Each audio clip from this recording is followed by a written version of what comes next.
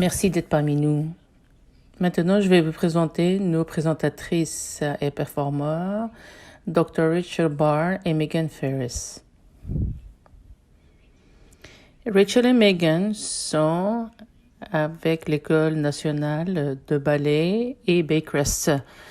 Dr. Rachel Barr est directrice de recherche à l'École nationale du ballet du Canada et aussi a un doctorat pour le Centre Trent.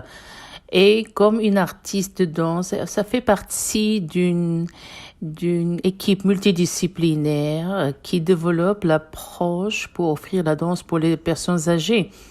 Comme chercheur, elle a été impliquée dans plusieurs projets en investiguant comment les adultes âgés puissent prendre avantage de la danse, surtout les personnes âgées qui vivent avec la maladie de Parkinson et la démence. Megan Ferris est une danseuse communautaire et coordinatrice d'évaluation aussi au niveau de l'École de danse du Canada. Elle est diplômée de la formation d'enseignant et aussi de l'université Ryerson, se spécialisant sur les études de garderie. À l'École nationale de ballet, Megan se focalise en offrant des programmes de danse aux gens de tous les âges et de toutes capacités, en coordonnant le partenariat et le développement pour l'évaluation sur le site en communauté avec des programmes aussi en ligne.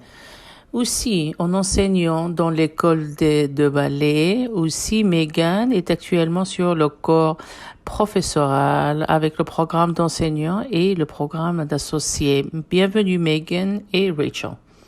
Notre présentation va commencer avec une présentation pour partager la danse par Dr. Barr et après Megan va nous présenter une danse. Merci. Rachel, à vous.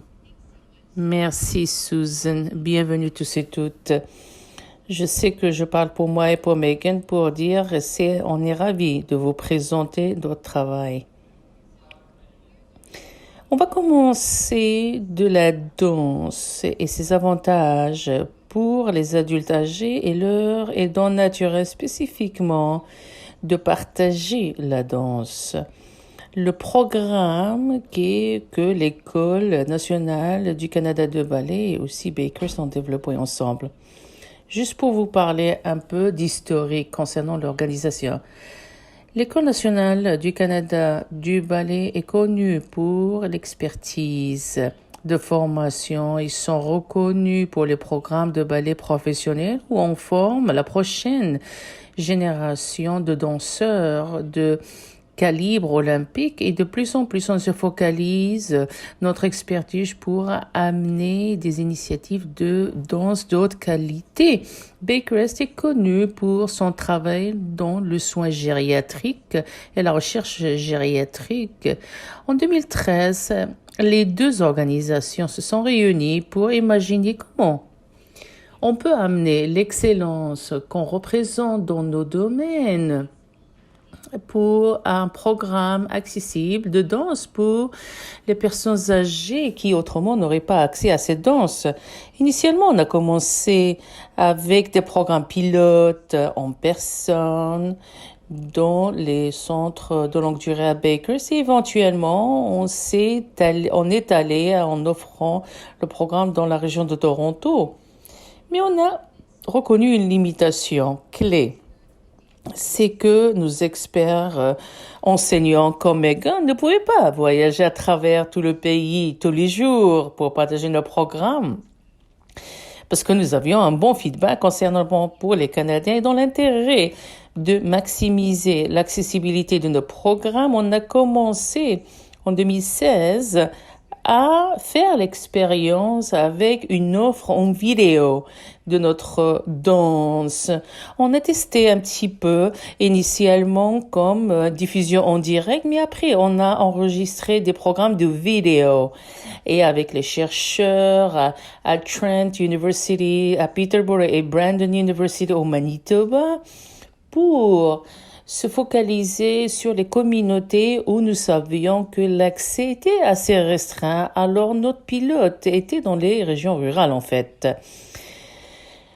Il y a quelques années, jusqu'à la pandémie, on a été très actifs à travers le pays, à partager la danse, à travers nos programmes de groupe par vidéo, des groupes se réunissaient dans des espaces communautaires, les bibliothèques, des églises et aussi dans des établissements de soins de longue durée, donc pour participer à notre classe en groupe. Maintenant, la pandémie, bien sûr, a accéléré le développement d'une version chez soi, mais en fait, on avait déjà considéré ça parce que dans l'intérêt de maximiser l'accessibilité, on reconnaissait que certains de nos danseurs potentiels n'étaient pas capables de sortir de chez eux. Alors, notre offre actuellement, le programme que Bakerest NBS ont développé, c'est disponible 2 expériences. Nous avons des classes assises. Vous êtes assis dans une chaise entièrement et ça, c'est conçu pour les participants qui ont des problèmes de mobilité et de cognitivité. Alors, même certaines personnes avec des défis cognitifs peuvent le faire debout, mais là, c'est des classes complètement assises et c'est fait avec une vitesse qui est facile à suivre pour quelqu'un qui a besoin de ralentissement. L'autre version de notre programme, c'est des classes debout avec des options assises. Et ça pour les participants qui peut-être ont besoin d'accommodement et qui potentiellement à un certain moment dans la classe vont participer d'une position debout. C'est un peu une classe et la vitesse est un peu plus rapide. Et comment est-ce qu'on livre ce programme? On offre des programmes comme un programme en groupe qui est offert généralement sur 8 semaines. Vous pouvez vous inscrire, bien sûr, durant la pandémie. Ça a prouvé que c'était une expérience assez difficile, mais on s'attend avec impatience où qu'on peut se réunir en tant que groupe. Et comme j'ai mentionné, dans le contexte de la pandémie, on a commencé à offrir une classe chez soi, mais vous pouvez vous inscrire aussi à ceci à chaque semaine. J'ai parlé de notre programme. Maintenant, je vais vous parler de la recherche et de l'évaluation. À travers tout au long du développement de ces programmes pour les personnes âgées, on fait le partenariat avec des chercheurs, des évaluateurs pour comprendre c'est quoi notre programme et son impact sur les personnes adultes et pour les personnes qui prennent soin d'eux. Le travail qu'on va vous présenter maintenant est basé sur des projets de recherche d'évaluation Taylor Newberry, TNC.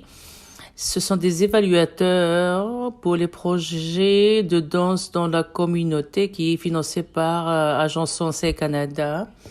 Le département de recherche à Bakerest, ça s'appelle KL Care. On fait aussi un projet de recherche concernant la livraison au loin. Et troisièmement, nous avons un projet de recherche dont j'ai parlé plus tôt aussi, qui venait du centre Trent pour l'agisme à l'université Trent. Et je vais en parler aussi dans les prochains diapos. En ce qui concerne les avantages physique. C'est consistant avec tout ce qu'on connaît sur l'exercice et sur la recherche qu'il fait sur les avantages physiques. Ce qu'on a trouvé que l'amélioration en général est perçue et mesurée pour la santé physique et ça pour les danseurs assis et les danseurs en position debout. Et j'ai inclus ici des mesures spécifiques, par exemple, vous avez l'étendue des bras aussi, le mouvement aussi de assis à debout pour voir l'émotion, en fait, pour voir les avantages. Nous avons inclus aussi cette citation d'un de nos facilitateurs aussi, qui parlait des avantages physiques. Et ça disait, c'était vraiment très bien de voir la flexibilité dans ces classes. Et c'est vraiment un complémentaire au travail de notre équipe et que notre physiothérapeute. Vous voyez que les participants de nos programmes a des expériences, avantages expériences physiques.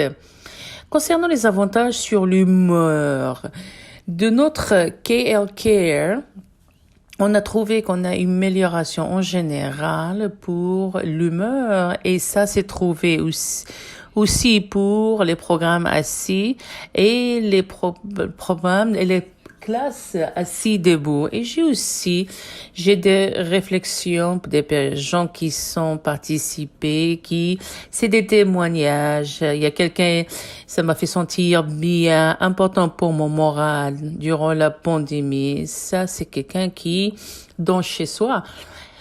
Et l'autre citation, j'ai une arthrite sévère et ça avec cette classe, ça m'a donné un sentiment de réalisation, d'accomplissement et c'est la preuve des avantages sur l'humeur. En ce qui concerne les avantages sociaux, ce que nous avons trouvé de TCAS, de l'étude de TCAS, le programme encourageait la connexion et l'intersubjectivité entre les participants et dans leur communauté. J'ai un exemple ici de ce qu'on a publié. La danse et les danseurs, on leur demandait en fait d'aller au travail. Ce sont des mouvements que vous devez faire, comme si j'allais à travailler. Peut-être vous prenez la bicyclette, peut-être que vous marchez pour aller au travail, vous attendez pour le bus. Tous ces mouvements, on les a inclus dans ce qu'on voulait qu'ils fassent. Et je vais vous lire ici. Et ça dit, un soin de familier va et il mimique la bicyclette. Il rit, il se dit j'ai eu un accident et là elle lui répond, il dit on va très rapidement ou elle dit oui et elle rit aussi au fur et à mesure que son mari augmente. Ce que nous voyons ici, c'est que la classe de danse a fourni une opportunité pour l'aidant et la personne dont il prend soin d'interagir et d'avoir un petit moment de joie qu'ils partagent. Et de ce projet qui est souligné ici, c'est le programme de danse qui nourrit cette créativité et cet engagement avec les danseurs. On va parler aussi des avantages pour les aidants naturels. J'aimerais souligner, et c'est pertinent pour les gens qui écoutent aujourd'hui, l'avantage physique pour les personnes âgées et pour toutes les personnes qui dansent. Nous savons que la danse est un exercice physique, c'est bon pour vous. Si vous êtes un aidant naturel, vous allez faire l'expérience de ceci aussi. Et vous savez, quand j'enseignais le programme avec les travailleurs sociaux, et ils aimaient venir parce que ils s'amusaient. L'autre avantage aussi qu'on a observé, c'est l'opportunité pour s'engager avec la personne dont vous prenez soin. Et je suis sûre que mieux que moi, vous savez le rôle que vous devez avoir et vraiment centré sur la tâche. Et c'est quelque chose que vous pouvez faire avec la personne. Et c'est quelque chose, un amusement. L'autre avantage aussi, ça donne une opportunité pour le répit, pour le repos. Alors, quand vous avez une personne à la classe et vous pouvez aller faire autre chose pour vous-même ou quelque chose qui doit. Donc c'est un peu une pause. Et même dans le modèle chez soi, vous pouvez avoir le programme, la personne peut faire quand vous allez prendre soin de vous-même ou d'autres choses que vous devrez faire et ça peut être très engageant. Vraiment, les avantages qu'on voit pour les personnes âgées sont très importantes à observer dans le contexte.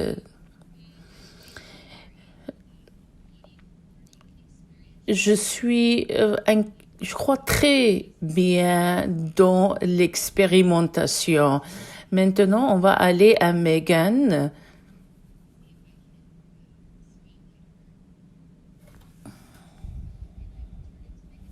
Et je vais passer la parole à Megan maintenant. Merci Rachel. Comme Rachel a dit, merci de nous avoir permis d'être parmi vous pour partager avec vous ce que nous aimons. On est passionnés par ça. Je suis vraiment emballée de vous inviter tous à participer dans ce mouvement et surtout de faire l'expérience de toutes les choses que Rachel a présentées pour vous. Avant de commencer, on va prendre une seconde. Vous n'avez pas beaucoup d'espace pour participer. Essayez juste un endroit où vous pouvez bouger vos bras à droite, à gauche, de côté. Vous pouvez étendre vos bras, mais vous pouvez choisir ce que vous voulez pour vous. Et nous allons aussi bouger les pieds. Vérifiez que vous avez l'espace pour bouger vos pieds librement. Peut-être en avant ou de côté. S'il vous plaît, soyez libre d'utiliser l'espace que vous avez. Si à un moment, vous pensez que vous devez prendre une inspiration, une petite pause, faites-le et rejoignez-nous une fois que vous êtes prêts. On va commencer aujourd'hui. Je vais partager un extrait de notre programmation de la danse. Ça va pas être une expérience complète. Je vais partager quelques danses pour vous donner le sentiment de ce que c'est. Cette première, on va commencer doucement, lentement, écouter la musique, le mouvement et on va progresser pour faire quelque chose de plus rapide. Cette première danse, c'est super parce qu'elle parle de cette connexion et des fois, l'histoire racontée nous aide à voir qu'est-ce qui va. Alors pour ça, on va imaginer qu'on est dehors pour une petite marche. Alors, ça peut être dans la forêt, peut-être dans Wonderland. Utilisez votre créativité et choisissez où vous allez marcher aujourd'hui. Et on va bouger les bras à droite et on change. Vous étendez et vous changez et vous pouvez faire le mouvement grand, établi, élargi. Et quand on est dehors sur cette marche, on peut voir quelqu'un. On va prendre notre main sur notre cœur et on l'ouvre. Et peut-être vous voyez quelqu'un que vous faites ça. Imaginez que vous êtes en train de faire cette connexion avec quelqu'un. Et où vous prenez un moment pour prendre l'environnement, l'atmosphère autour de vous et de sentir la gratitude pour ce que vous voyez. La dernière partie, c'est vous imaginez qu'il y a le soleil, la chaleur du soleil, donc on a nos mains et on lève les bras autant que vous pouvez, on inspire et vous faites l'expérience de cette expérience quand vous ouvrez les bras. Ça, c'est ce dont vous allez voir aujourd'hui. On marche, on prend un moment pour respirer, pour voir ce soleil. Vous pouvez suivre avec moi. Et au fur et à mesure que la musique, on va prendre un moment pour sentir le rythme, la qualité de la musique. On va bouger, Regardez mes mains, elles s'impliquent aussi. Suivez le mouvement et on va nous préparer pour le mouvement des bras. Vous savez que vous allez être dans le bois. Voilà, on va partir avec la musique.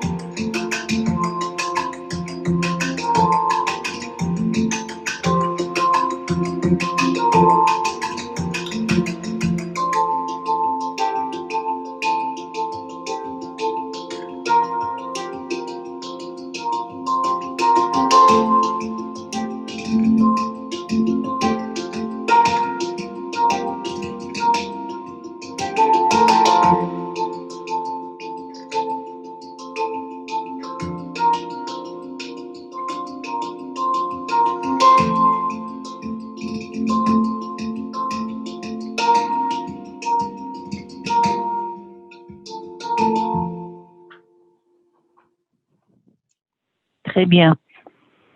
Nous avons eu cette opportunité et de sentir ce mouvement à travers notre corps et de sentir la créativité. Commençons et essayons un autre. Allez, je vais aller plus rapidement un petit peu. On commence lentement pour écouter la musique, sentir les émotions et on se commence pour aller chercher la chaleur. On va chercher quelque chose d'un peu plus rapide pour imaginer la danse. Encore une fois, vous devez savoir, on va commencer avec un peu de la musique. On va lever les bras de côté avec beaucoup d'énergie et après on va de l'autre côté. Donc encore une fois, en haut et de l'autre côté du corps. Et on va prendre aussi un rouleau, on roule les bras. Et on va commencer de l'autre côté. On commence en haut, de côté, en haut, de côté. Et on roule les mains. Voilà. À partir de là, on va commencer l'énergie. Les doigts, on les sort avec les bras. Et vous pouvez aller aussi où que vous voulez. Faites le freestyle, la danse libre. Vous pouvez le faire devant de votre corps, de côté. C'est à vous. On va essayer une couple de fois. Et la dernière partie, on va bouger nos pieds. On se focalise sur le haut du corps, mais les pieds aussi. Allez, d'un côté, on bouge. OK? Le talon, après 1, 2, 3.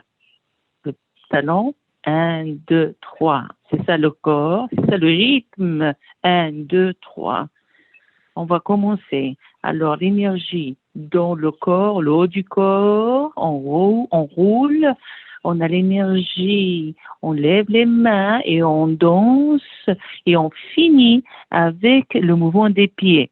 Pour celui-ci, on va faire une séquence 2 fois, la séquence. Alors, pour celui-là, on va fournir un rythme. Vous allez voir mon pied qui bouge, j'ouvre, je ferme. Vous pouvez le faire sur le champ ou à droite et à gauche. pour sentir le mouvement. Et après, on va aller pour étendre nos mains.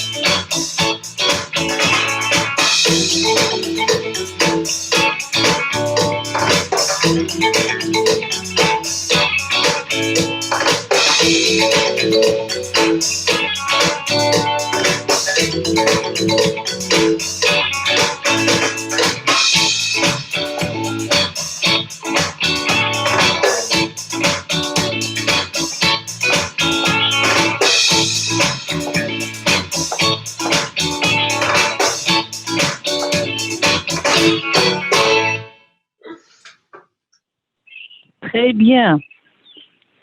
Je sais que ça a été une présentation rapide de ce que notre classe est, mais j'espère que vous avez eu d'avoir participé. Voilà. Rachel, à vous pour en finir. Merci.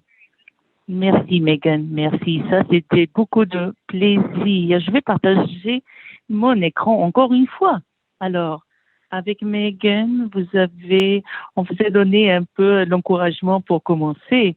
Alors, si vous êtes intéressé à avoir accès à nos programmes, vous avez le lien du site web, s'il vous plaît. Vous pouvez y aller. Et si vous avez des questions, bien sûr, vous pouvez nous envoyer. Avant de finir, je veux reconnaître les gens extraordinaires dans notre organisation qui ont soutenu cette initiative. Plusieurs, sans leur aide, on ne serait pas capable de faire ce que nous faisons. Voilà pour le moment. Alors, je vais passer la parole maintenant à Susan. Je veux vous remercier, Megan, Rachel, pour le temps que vous avez pris pour ce webinaire et pour remercier tous les membres de l'audience pour le temps, pour leur attention aujourd'hui.